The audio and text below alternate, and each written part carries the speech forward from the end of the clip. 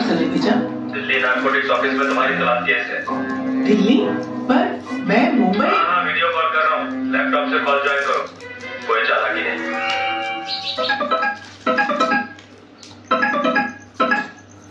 Yes. तो तुम हो अंजलि कुमार? जी। मैं सीनियर ऑफिसर रंजन। ये मुंबई ड्रग सेफ का फाइल लेके आओ।